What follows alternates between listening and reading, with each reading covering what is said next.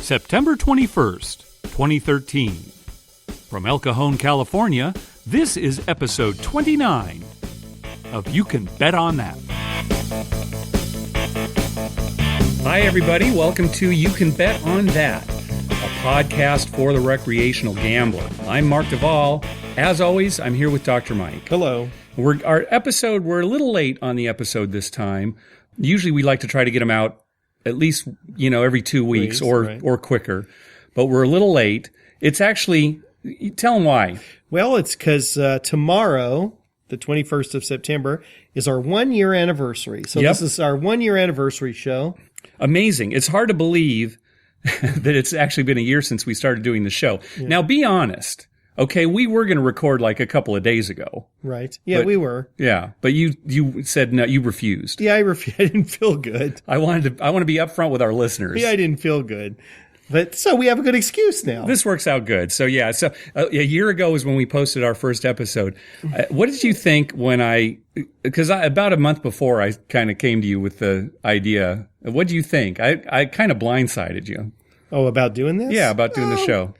Yeah, I don't know. I thought, I guess like everyone else, I thought it'd be something we do 2 or 3 times and then never do it again. Never do it again. Yeah. Yeah. Especially when we started recording in a toilet. Yeah, that wasn't good. Yeah. Once we moved out of the bathroom, that really helped quite a bit. Moving out of the bathroom. The show definitely went up.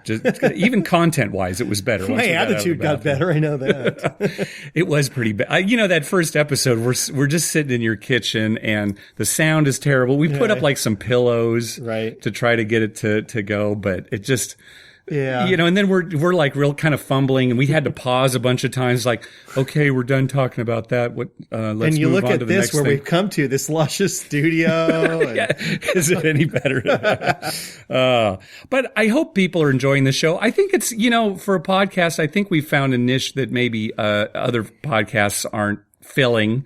Because there are plenty of podcasts out there about Vegas, really some excellent podcasts about Las Vegas, about specific kinds of gambling, poker, horse racing, sports betting, that kind of thing. Right.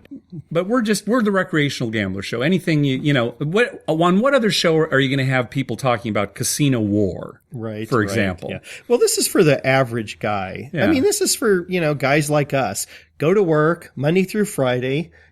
Try and provide a living for our families, do everything, we can. And what we like to unwind is we like to go to the casino or play a home poker game. Yeah, exactly. As opposed other guys, they unwind by playing golf on Saturday. Yeah, right. Exactly. Yeah. I like to go out to Harrah's Rincon, bend over and take it. That's what I like. I know you do. Did you do that today? Yeah, I did that today. You did it. I didn't go with you today, but congratulations. No, we had fun. Oh, it's always fun. Yeah, yeah.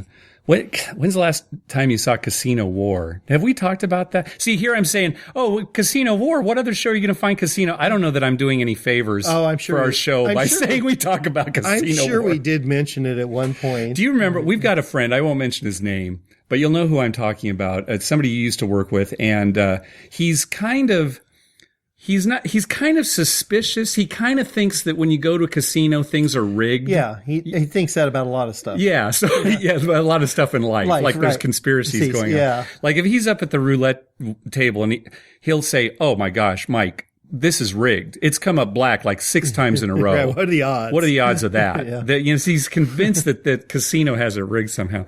But I remember he was talking about Casino War. He said, "Hey guys, have you seen this? I don't see how the casino makes money on this." Right. Because for people who aren't familiar, Casino War is kind of like the card game War that you would play as kids. It's very similar. Yeah, it's just each, the player and the banker, that you each get a card. If your card is higher, you win. If his is higher, you lose. If it's a tie. And here's what it comes down to. If it's a tie, then you can surrender as the player. Right. And just surrender like half your bet, or you can make a raise equal to your original bet. Yeah, and then they deal out they burn some cards, and then they deal out another one to each of you. And if you win, you only get paid on the raise. But if you lose, they take your original bet and the raise. Yeah, that's the house edge. So there's the house edge. And our friend never really, he just didn't see that was, so here he is thinking that the roulette wheel is fixed, but Casino War, that's where you're going to make some serious money. That's where you're making your coin. Well, that's probably what a lot of real professional gamblers do. They'll tell you they're video poker players or whatever. Seriously, they're playing Casino War late night when no one's looking. Sure. They're downtown at some small casino playing Casino War. Yeah, that's why it's so hard to find Casino War tables. Right. Because the casinos know that they're looking to lose money. The Casino War tables are like in a back room. They're high stakes. Oh, all right. Let's talk about money talks, but let's only talk about a little bit. I don't want to spend too much more time on this because we've already talked about this show on a couple of episodes. Yeah. It's this show on CNBC called Money Talks. It's like a reality show that follows this guy, Steve Stevens, he was convicted of fraud, but he's got his own reality show. I don't even know if it follows him. It's just him spouting off. God, it's just, he's a sports consultant. I don't even know if this company's even real. Right. Right? Supposedly he's a sports consultant, and it's just, I don't know, the show was boring. It was like contrived, staged. It was very staged. And it was pretty much just him spouting off. Yeah. I mean, if you want to watch a guy have mouth diarrhea for an hour, there's your show. All right. So that's all we'll say about the show. Supposedly it's actually going to premiere as a series in March, and we'll see. It'll be one of those that'll get canceled quick. Nobody watched it. I went online to kind of say, hey, did anybody watch this? And I didn't get any kind of response. Yeah, so I don't it'll be think one of those shows you'll watch once, and that's pretty much all you need. You won't even make it through the whole episode. Yeah. Well, it got us thinking about these sports consultants, and you've probably seen these before. In fact, there's a radio show. I don't know if it's local or not, but it's a radio show that's on early in the morning on the weekend. On Saturday morning, yeah. And it's a guy who talks about, making your picks and point spreads and stuff like that. He really doesn't give you any picks. No, but it's just a advertisement the whole time, him telling you how good he is at picking them. Right. And then money you're supposed to give him money, and then he'll give you the picks. Right. So here, these guys are scam artists, not all of them, but a lot of them are. And we want to give you an example of how a typical scam works. And we'll give a real simple example to show you how it works. Let's say there's a sports consultant. His name's Steve. And let's say he's got two clients, Mike and Mark. All right. And he says to each of them independently, he says, okay, I'm going to give you a sure thing for this coming weekend, right? A sure bet. All I need is $100, and I'll give you the team that you should bet on. And here's the thing. I'm going to charge your credit card $100. If I'm wrong and the team loses, I'm going to refund your $100. Right. And I'm going to give you the next week's game for free. Sure. So this is what he's told both Mike and Mark. Right, yeah. And so let's say the game is Dallas at Green Bay, right? He goes to Mike and he says, bet on Dallas. Right. He goes to Mark and he says, bet on Green Bay. Right. He's guaranteed that one of those guys is going to win his bet. He's going to keep the $100. Yeah. The other guy, sorry, I'm usually right. Here's $100 back. Oh, I'm going to apply it back to your credit card. Right. Maybe, right? And you're going to get next week. And that's what he just does, right? He does, and he could do that. Again, this is a simple example. Right. But you could have 32 people, right? And several games, right? Where you're doing kind of the same thing, it's to do this parlay. Well, one guy's going to win the parlay. Everybody else is going to lose. It's technically not illegal. I don't know. I don't think it is. It's just, it's like if somebody tells you something that's too good to be true. Yeah. And you go with it and you lose. It's kind of like, well, they didn't do anything illegal. They took advantage of your gullibility and your naivety. Well, I agree with you there, but I think it is technically illegal. If they're caught doing that, I do. We'll have to look it up, but I think that's how they make their money. But yeah, exactly. Well, and are they going to get caught? Right. Who's going to find out about it? Right. I mean, there could be a sting operation or whatever, but these guys are hiding behind, walls where nobody can see them or whatever. But yeah, they get your money up front. And hey, this is what people say is, hey, if they're so good at picking these sports bets, why aren't they betting on them themselves? And you're absolutely right. Right. You'd be making way more money. It's common sense and it's true. If they really knew what they were doing, they'd be making these bets. And they've always got excuses like, I'm banned from betting at the casinos. Right. I'm too good. Yeah, exactly. Well, it's like in any business though. And in a lot of businesses, and you'll see this a lot. If you go to a lot of clinics, health clinics, they'll push a certain procedure, and it's usually something that is not detrimental to the patient, but costs a lot and may or may not benefit them. Mm-hmm. And what'll happen is if you suggest that to 100 people, 95 may say, what? No, I don't think so. But there'll be 5 that will. And that's how you make your money. It's a volume type thing. Right. And that's what they're doing. They're making their money on volume. Now, that would be fraud from a medical standpoint, right? Yeah, it is. But it's a fine technicality. And it's, like you said, it's hard to prove. It's hard to prove that that's their game, right? Well, bottom line, if somebody's asking for money, telling you that they're going to give you tips on betting, think twice. Right. I mean, they don't know really much more than you do. Yeah. They will tell you they do. Yeah. But they don't know much more than you do. They'll say they have insider information and stuff like that. And, this is different from, buying some of these publications that have like stats, that's different, right? Like a racing form or, the sports sheets, that kind of thing. Right. Where they're listing stats and maybe making suggestions that way. That's different, but. Yeah. Well, if a guy's selling you stats, he's just doing the legwork for you. Yeah. Right. Yeah. It's like, with that, fantasy football and stuff. We haven't talked much about that in the past, but fantasy football, they'll people who will sell you stats to help you make your picks. Yeah. I got no problem with that because if you don't want to do the legwork, you just want to pay someone to do it. Yeah, you're paying people for legitimate information. But they don't tell you, I think, this is your best person to draft and guarantee you that they're going to do really good. Right, yeah. Right? Otherwise, we all would have drafted Eddie Royal from the Chargers. Yeah, exactly. Right? So, speaking of football, you and I are participating in a pool over at the Wizard of Vegas forum. Under our You Can Bet on That moniker. And it's kind of a fun pool. It's basically just every week you pick 5 games or 5 bets, either against the point spread or against the over-under in games. And then at the end of the season, whoever has the best percentage of wins collects money from everybody else. And without going into details, the worse you do, the more money you have to pay the winner. Right. Well, the bigger the differential between you and the winner, the more you pay. Right. And it's not much money. It's not playing for much. But so it's 2 weeks in. Again, 5 bets each week. We're 4 and 5. We're not that adds up to 9. But there was one game that was a push. There was a push because the team won by exactly 3, and the point spread was 3. So we're 4 and 5. So we're doing worse than random picking. Yeah. Yeah. Well, our problem is we haven't been calling a betting consultant. Steve Stevens? Yeah, Steve Stevens or any betting consultant. And we'd be having 100%. Yeah, we'd clean up at the end of the season. I don't know what we're thinking. We've had a few bad beats. I'm leaving this up to you because you follow football way more than I do. Yeah, but I mean, so I'm blaming you. We had a few bad beats where, like right at the end, somebody scores a field goal and we lose, the point spread's 3 and they win by 4, stuff like that. I mean, so, that's going to happen. But then you could have 1 week. We could go 5 and 5 this week, and all of a sudden, we're 9 and 5. All right, we'll see. I'll let you pick again.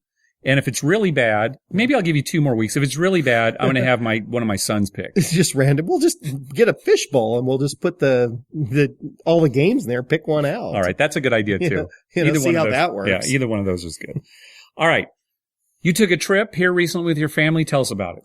Well, we went up to Los Angeles for my wife's birthday. We have some family that lives there and friends, and so we all got together for her birthday. And one of the things we wanted to do was go to the Getty Museum. Now, if you've never been to the Getty Museum in Los Angeles, I highly suggest it. Now, is this the one kind of this is the one in not in Malibu. Not in Malibu. Not in Malibu. The other one. The other one. I got you. The second one that he built. Right. This is. And we went there because it's closer to where my brother lives. But anyway, and it's bigger, more to see. Yeah. But it's free, number one. And you could spend a full day there looking. Yeah. I mean, if you like art, looking at art, and they have beautiful gardens and stuff and everything, and the architecture's amazing. And it's free. You just have to pay for parking. But other than that, it's really good. And actually, just as a side note, the food wasn't that expensive. No, that's good. It wasn't as expensive as I thought. Just like snack bar stuff? No, they have a really nice fancy restaurant, which is a little pricey. But then they have a cafeteria and regular food, and they have snack bar stuff and things like that too. Nice. But the food was not outrageous, and I was really surprised at that because I figured they've got you there, right? Yeah. It's gonna be one of those things where an ice cream bar is gonna be $5 or something, but now it's like $1.25 for ice cream bar stuff, regular prices. Oh, very good. Well, all right, move on to the gambling. Anyway, yes. So what happened is we're spending all day at the Getty, and that's not my usual Saturday. Looking at art and stuff, although it was very interesting, sure. and I am glad I went. All right. But we're getting ready to go, And we've been there since 9 in the morning. And by this time it's 5 o'clock. We're in the last building. We're looking at artwork. The very last painting we looked at was about gambling. Nice. So it was from 1530 and by a guy named Dossi, Dossi. He did this painting called, An Allegory of Fortune. And it's a painting of a man and a woman. And I guess the woman represents fortune. And she has a horn of plenty and bounty. And she sits on a bubble because her favors are fleeting. So the bubble's going to break. Right? Okay. This is fortune. Okay. This is fortune, yeah. right? Which is, true. And the man, it represents chance. And he has a bunch of lottery tickets in his hand that he's about to place in an urn. And they said in the thing, it's a reference to lotteries they had in Italy in 1530. So all the way back to 1530, there was gambling. I mean, there's been gambling from the beginning of time. Right. But I mean, they actually had organized gambling among the masses, a lottery. A lottery. I wonder how that worked. Yeah, I wonder how they printed up the lottery tickets. Oh, they had a little hopper with little balls in it and they shot up. Some guy just blows in there, whatever ball comes out. And then they announce it. A guy's got to go from town to town. All right, here are the numbers for Monday's drawing. Listen up, everybody. I'm not going to repeat it. I don't know how in the world that worked, but they actually had a lottery. So, I mean, it's so funny because here I am in a museum all day. We're looking at art from all ages. I mean, some of it much older than 1530 and some present day. And there's a gambling right there. Good. It goes show you it's everywhere. It made your day. Made my day. It made the Getty worthwhile. I'm going to go back to see it. And the girl in the picture that represents fortune. Yeah. Pretty hot. Really? Yeah. Here, I'm going to look at the picture. I'll try to post this up. Oh, yeah. All right. Yeah. She's naked. Yeah, she's naked. Just like fortune. Just like fortune. All right. Especially in 1530. Right. So, I think we mentioned on the last show, you went to a tournament up at Harris Rincon, sponsored, you were playing on behalf of your host. Right. I think it was for basically 7-star people. How'd that go? I went okay. It was a combination tournament. I had never done anything like this before. Slot and blackjack. Yeah. So you played a round of slots, and I actually did quite well in slots. I think I had the highest on my team in the slot machine, and I think I did quite well. I never saw the results.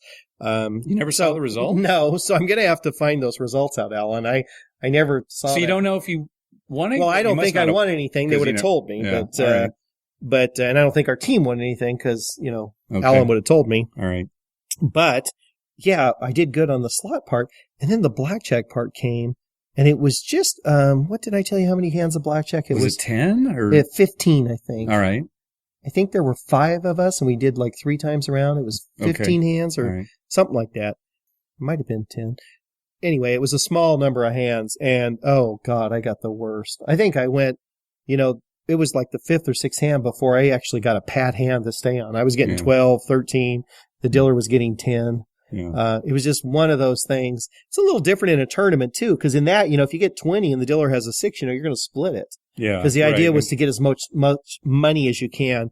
And there were limits on the betting, the first 10 hands, and then the last 5 hands you could bet more. Oh, okay. So it's one of those where it's like, throw as much money out there as you can. Always double whenever you can. Always split whenever you can. Oh, and weren't you telling me blackjack paid 2 to 1? A blackjack paid 2 to 1. Okay, yeah, so you wouldn't. This made it easier for payouts, I think. Well, and plus, I know we've been in tournaments before like this where if you get a blackjack, you should double down. Right. Yeah. Instead of taking that, because the point is to just try to be the biggest winner. Yeah. Right. Try to get well, as that's much good. money. You didn't have to do that. You just got paid 2 to 1. All right. So anyway, my blackjack went terribly. So I was looking at the guy next to me, and I had $5,000 on my slot play, and he had only $2,000. But when we ended and it's combined with your blackjack play, my blackjack play, I think we started with $5,000 or something, and I at the end had 500 or something, and he had 10,000 or something. All right. So the blackjack didn't go good. Interesting thing about that is it's one of those things where you try and get the most money, so you're doing all kinds of crazy stuff. Today at Rincon, the whole drive home, 45 minutes, I had to hear my dad complain about a guy who twice split a pair of queens against a dealer's like 6. Yeah. And he split. And it didn't work out well for him either. He ended up losing both hands. All right. I think he said one time he split and the dealer had a 10 up, actually. Had a face card up and the guy split. All right. And this is on a, $10 blackjack table. Yeah. So I don't know. All right. Casinos are making money. Yep. Yeah. So, so then we're at the tournament and it ended. And I'm in the elevator with my mom and dad. And a guy steps in and, we're heading down. And the guy says something to my dad. Just talking to him. And I look, and the guy's got a name tag. It's John Sebastian. John Sebastian, the director of casino operations. Director of casino operations. Talked about on this show before that never returned my letter. Never answered my letter. Well, I asked him. I said, "Oh, you're John Sebastian." I introduced myself. Oh, okay. Good. I told him about the podcast. Oh, good. Oh, good. And then I said, "Yeah, we mailed you a letter asking about the VIG and on the 4 and 10." And he said, "Oh no, he didn't remember that. He didn't remember getting it." All right. He thought maybe See, that's my fault, right here. I sent a real letter, which is secretary probably got 20th century communication. I thought it would carry more punch, and it probably just ended up on that. Secretary probably got it and said, "Oh, what is this?" Yeah, and right. Junk mail, threw it out. Yeah. But he was very nice. Oh, good. He was a very nice man, and we had quite a long conversation. I think we talked for 10 minutes or so. We got out into the hallway and he just stopped and told me about all the renovations they're doing and all the stuff. And I asked him about new games and he said, "Oh yeah, there's going to be some changes. We're going to have new games, more table games and things." And yeah, he was very, very nice. And I asked him about the VIG and he said the same thing that Alan told us. Absolutely no way were they changing that. So they're not I don't think we mentioned it, but yeah, when we ran into, so we mentioned on the last show, we said, "Alan, you got to do some stuff for us. You got to get some more games at the casino. Mike needs lammers for the craps table and see what you can do about the VIG." And so when we saw Alan right after that, he just came up to us and he said, maybe, and no way. Right. And the thing is with the VIG, to remind everybody, so at most of the Vegas casinos, when you buy the 4 or 10 at a craps table, they only collect the VIG if you win. Whereas at other casinos in other parts of the country, and Rincon included, you have to pay the VIG ahead of time. Right. And so for whatever reason, I guess at Rincon, just the way that they're... Now, the way John Sebastian explained it is, he said that was a corporate thing. Yeah. And I'm like, well, wait a minute. They don't do that at Caesars. Yeah, all the Caesars properties in Las Vegas, it's VIG only on wins. Yeah. But he said, no, it's something that they decided. And he may mean, I thought about this afterwards. He might mean the Indian tribe itself. Oh, yeah, sure. Setting some kind of, no, we don't like that, for whatever reason. So they may not have anything to do with it. The tribe may actually get some say in that. Well, it does seem inconsistent, but of course, whatever they want to do is, it's their casino. And so, we do get a lot of, comps back from them. And I was looking at it too, if you buy the 4 for $25 and they collect the VIG up front, the house edge is about, 3.85%, right? If they were to collect the VIG only on wins on like a $25 bet, the house edge is only 1.33%. That's even lower than the pass line. Right. So, it's a good, I can understand it. It's just, it seems inconsistent, with their other properties. Well, I'll tell you a funny thing today when I was there playing, there was a man, obviously had not played at Rincon before. And, he was a medium-sized bettor, I'd classify him as. Anyway, he did buy the 10 for a quarter, and they asked him for the $1, and he said, "What?" And they said, "Oh, yeah, I got to pay the VIG up front." "Oh, okay." And then he turned to me. I was standing next to me, and he says, "Do I got to pay $1 every time when it wins too?" Oh, wow! So and even I'm like, when it wins, yeah, I'm like, well, yeah, of course, because if you're going to leave the bet up there, if you're going to pull it down, then when it wins. If you're going to leave it, you got to pay another $1 for the next time. And he kind of looked at me and didn't quite understand it. Then I think he got it after it happened. Well, even if if he knew what a buy bet was, he must have known that you have to pay the VIG at some point. Yep. That was the second weirdest thing that happened to me today. All right. Now I'm going to tell you about the weirdest thing on the craps table today. All right. Now this was that guy obviously knew craps. He actually gave him a quarter and said, "Buy the 10. Right. So he's not, but then wondered why he had to pay $1 every time. Okay. So that's weird. Okay. I thought that was kind of weird. But then, this was just a little bit after, a lady and a man walked up I'd say, early 60s to mid 60s. So not real elderly. Right. Obviously, he played craps before. He bought in for 200. She bought in for 300. And they were together? They were together. Okay. Looked like husband and wife. Yeah. They kind of came in the middle of the roll. Now, the point was 5. So they cashed in. 5 had already been established. The man didn't make any bets. The woman put $5 place bet on 5, right? Okay, so I'm thinking, well, she knows what she's doing, right? And she just put it on the pass line, on the line of the pass line where you can make a place bet. Yeah, she put it on the line as a place bet, not as a put bet on the point. Right, okay. She actually placed it on the line. Yeah, all right.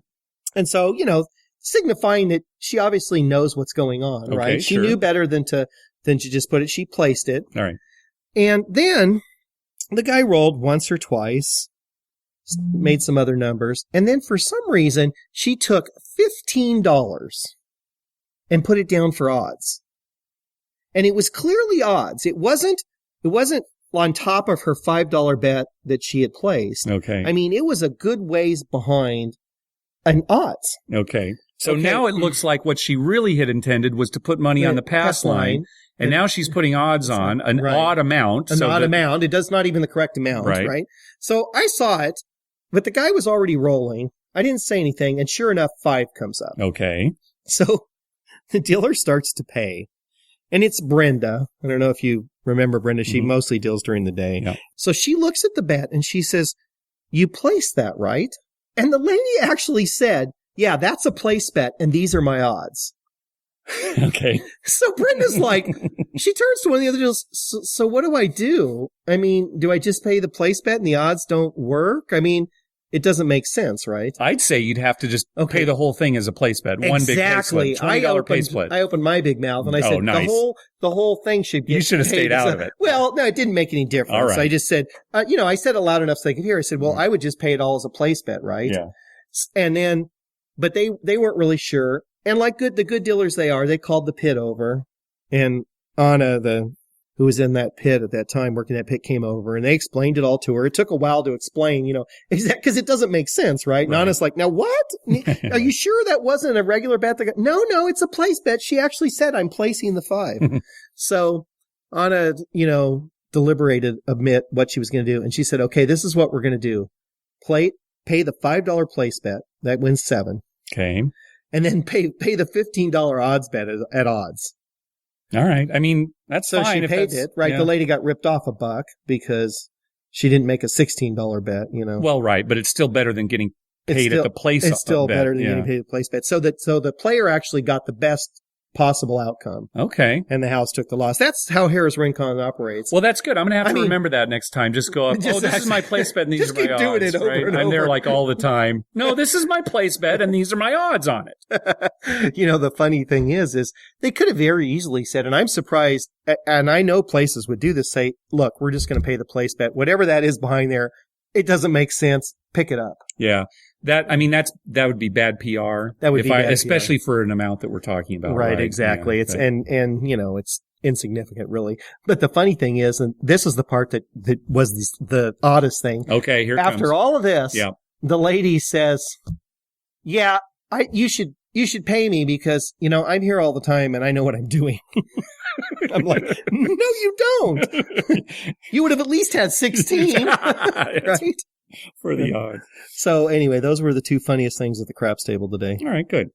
Well, we've got another casino locally called Viejas, another tribal casino, and recently they broke some world records. Now, again, in our very first episode, we talked about how they broke the world record for biggest blackjack table, and it was this big, kind of goofy looking, wasn't even really a table. I don't know, but they broke the record.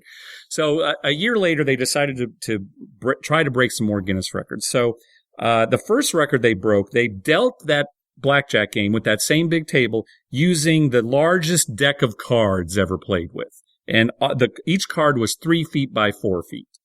So they got dealt out, a dealer would actually pick it up, walk it over to the player, right? And, deal like that. So that's one Guinness record. Were they chem cards? Chem cards. I hope so. I hope they took the time to buy some nice plastic cards like chem cards or Copac cards or something like that. But I don't know. I should have researched it a little bit more. Be more thorough on that. The other record they broke, the most bottles of wine opened simultaneously. They got a bunch of people together, gave them all bottles of wine, and they all uncorked them at the same time. I'm sure it's not a record. They say it's a record. The old record supposedly was 474 bottles, and this new record that they broke was 639 bottles. Probably not a record. Probably happened somewhere in France at some big party at some guy's house. Could be. And no one even remembers they did it. Well, Guinness was here to actually. Now, the third record that they broke, and I don't understand this one at all, with the same people who had uncorked the wine, they broke the record for most people giving high fives. The previous record was 405 people, and the new record, 684. They shattered it. Shattered the record. You mean to tell me that nobody has ever been able to get more than 684 people to give high five? Just at some sporting event. Yeah. Just, during halftime. But there's 70,000 people in the stadium. All right, everybody give the person next to you a high five. I mean... Yeah. 684 people. We could break that record. It's probably a technicality. I mean, there's somewhere in that 684, there's somebody who lost half a finger or something, and it's not clearly a legitimate high five. Well, Guinness was there, so they probably they looked at everyone's hands. They did. Can I see your hands, sir? Yeah. All right. Certified. -1. They stamp them. You're good. Oh, God. Let me tell you something, okay, right. about Viejas. All right. Stop doing goofy crap. And just give more reward points and better comps to your players. Yeah. Yeah. It's true. Seriously. I mean, we don't need the goofy crap. Yeah. Yeah. It's true. They don't, their comps aren't that good. It looks good on the news and everything, but just give some comps. I agree. All right, let's move on to the poker home game segment. This is the segment of the show where we talk about poker games that you're not going to find at a poker room in a casino, but that you'd probably play with your buddies when you get together for a home game. And tonight we're going to talk about 727. We got an email from listener Ed who suggested this. 727, and we've certainly played plenty of 7 and 27 in our home game. It's not technically poker, but the betting and what have you is similar to poker. Goofy game. Let's talk about the basics, and then let's talk about the many different ways that you can play the game. The basics are this. You're going to add up all the cards in your hand, and whoever is closest to 27 splits the pot with whoever is closest to 7. And here's how you determine the value of your hand. Face cards are worth a half a point. This is something that a new player sometimes forgets because they think it's 10. Yeah, they think it's 10 like in blackjack, but face cards are worth a half a point. Aces are worth 1 or 11. And all the rest of the cards are equal to their rank. So a 7 is worth 7. So you can see it's similar to blackjack in the rankings, except the big difference is face cards are worth a half. Yeah. Right? So at the beginning of the game, there's an ante, and everybody gets a single down card that nobody else can see. And then all the players get a single up card. And there is a betting round. Mm-hmm. And the dealer will ask each player individually, do you want another card? Basically, do you want to hit like in blackjack? Right. And each player gets this option to hit. And as you go around, you can stay, you can hit the game. And there's a betting round after each player has a decision, right? Hit or stand, basically. And the game ends when when nobody wants another card. Everyone's passed. When everybody says, oh, I stand. And then the game ends, and then whoever is closest to 7 splits the pot with whoever's closest to 27. So, for example, if you had a 5-2, you just had a 5 down and a 2 up, you've got 7, you wouldn't hit at all. You're guaranteed to at least win some of the low part of the pot. Right. If you had a 9 and a king and an 8, you've got 17 and a half, right? And so maybe you take another card to try to get close to 27, right? And so basically that's the idea is, you try to get closest. Yeah. And some people, you could, let's say you were dealt 12. Yeah. Okay. Well, let's say you had a 3 up. Okay. Okay. And you had a 9 down. Well, you might want to bluff. You might not take a card. Right. Make it seem like you've got a 4 down. Make people think you got a 4 down. And maybe you get the guy that has 6 to take a card and he draws like an 8, right? Right. And then, so you don't have to take a card every time. There is a little bit of bluffing in there. Right. And as long as there's somebody who takes a card, then you'll get another chance. Right, exactly. So let's talk about some, because we've played this many different ways. Let's talk about some of the different ways that you can play. Let's talk about betting. Who will start the betting on each round? You could just say, okay, it's always going to be the guy to the left of the dealer. We have played where it just rotates. Yeah, where, much fairer if it rotates. Right, it's just, whoever's, left of the dealer starts it, and then the next round is the person to his left, etc. Yeah. Some people play it where whoever has the lowest hand showing starts the betting. Right. Or whoever has the highest hand showing starts the betting. So there are a lot of different ways that you can determine who bets first. As far as we said that the game ends when nobody takes a card, right? Everybody stands. We have also played it where if you twice say, I'm good, I don't want a card, you're frozen. You're frozen. Yeah. And so you can't take any more cards after that. I don't really like that. No, I don't either. It takes a little element of... I like to be able to, I stand, and then eventually, I need to take a card later or something like that. But that's another way. Because you're waiting to see what other people do. Right, you're waiting to see what happens. Like if you're high, if you have 25, for instance, and you say you stand and some guy's still drawing, then all of a sudden you see him go over 27 up, right? Yeah, with his up cards. Then you kind of know what to do. But if you see him get to like 26 or 26 and a half, right? Right. He could have 26 and a half showing, and all he needs is a face card down to have 27. And then you hit your 25 at that point. Yeah, right? So right. Yeah. So I don't like, but that is another way where you could say if somebody has passed twice, they're frozen. But yeah, I like it better where it's just every round, every person has the option to hit or stand, and the game only ends when everybody stands. And that's why I like rotating who gets the first card, first choice. Rotating who gets the hit. We just talked about betting, but that's another thing is you can rotate who decides whether they want to take a hit or not.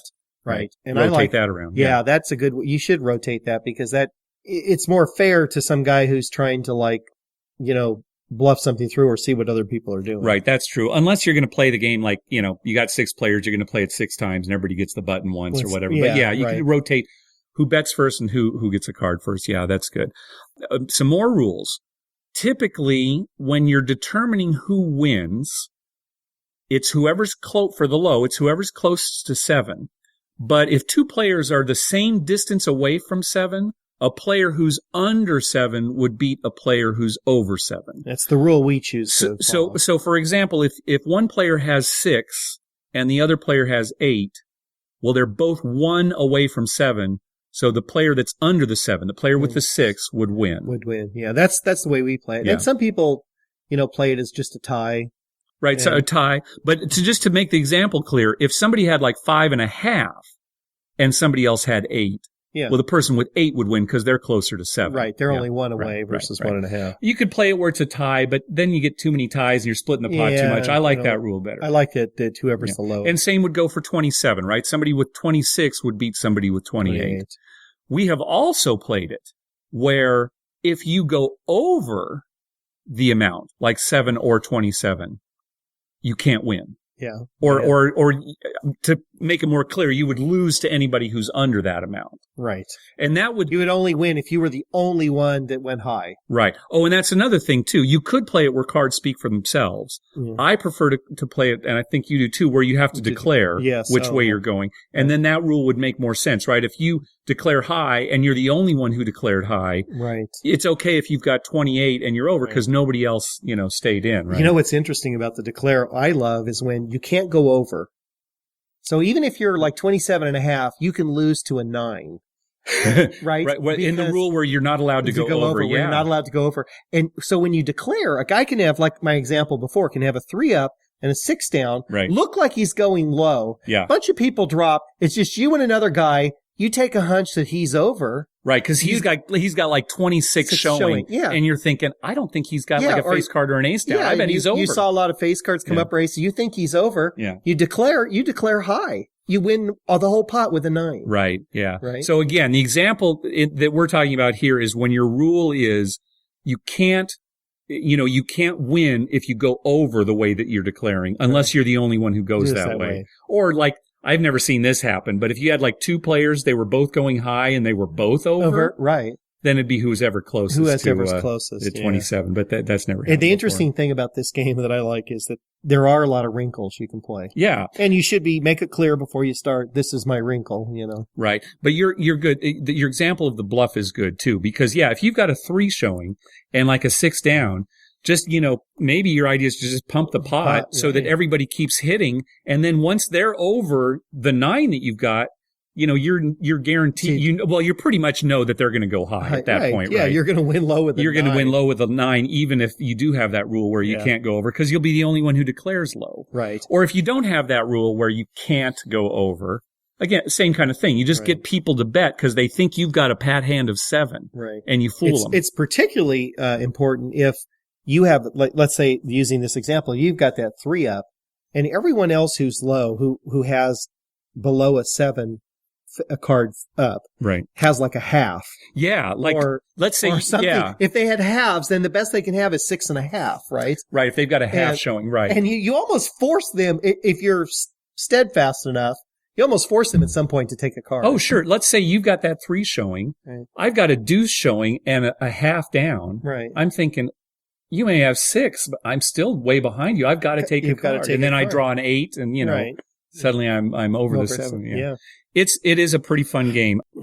The other thing that happens every once in a while too, we talked about how aces are worth 1 or 11. Mm-hmm. So it is possible to get 7 and 27 with the same hand. And in our home game, we pay jackpot for that. We do pay jackpot that. We probably shouldn't because it's not that hard to do compared to our other ways. But we play it so infrequently. Yeah, we don't play it much anymore. Yeah. But so how would that happen? Let's say your cards are 5, ace, ace. You've got a 7 and you've got 27. Yeah. 22 and 5. Yeah. Now, Bill deals a game similar to this. Yeah, I don't want to talk about this too much, but Bill's game, there's so many variations on this. Bill's game is 7.5, 21.5. Yeah. Same kind of rules, basically, but you can't go both ways in that. You can't make a 7.5 and a 21.5. Right. I don't know where that came from. Yeah, I don't know. Well, you could pick any number you want, right? Sure, it could be 18.5 and 4.5. Yeah, it could be. You could pick anything you want, but 727 actually is kind of an established home game. I mean, people play it, right? So. But thanks, Ed, for making that suggestion. Again, if anybody else has a poker home game that you'd like us to talk about, drop us a line and we'll do so. Also, if you go to our web page, we've got a link on the left hand side of our web page. You can bet on that.com that says Poker Home Games. If you click on that, it will show you a list of all the games that we've talked about and the episodes that we talked about them on. Mm-hmm. Yes. Okay. And one more thing. I forgot to put this in the show notes just like last week. The Full Tilt Poker rebate or remission started.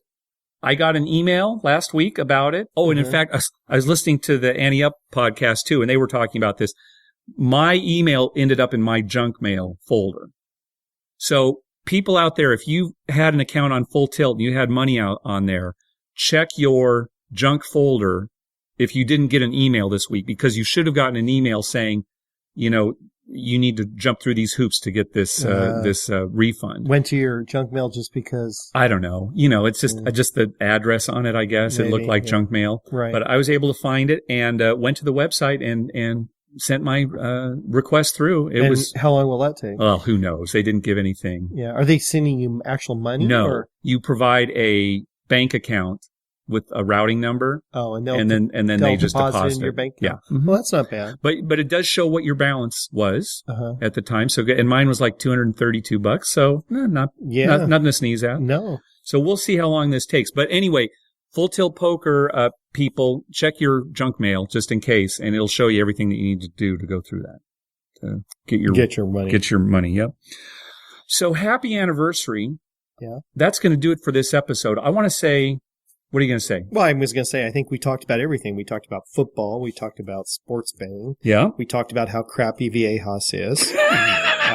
We talked about But Viejas has all those games that your dad wants to play. Still crappy. All right. We talked about stupid stuff for sure. We always talked about stupid stuff. And we talked about a pretty good poker game. Yeah. If we had Lammers, we'd be perfect. Yeah, boy. I'll tell you, our lives are going to change when that comes through. Oh, my gosh. It's going to be so good. Craps play is going to... That's why they're not giving them to us. My craps play is going to get better.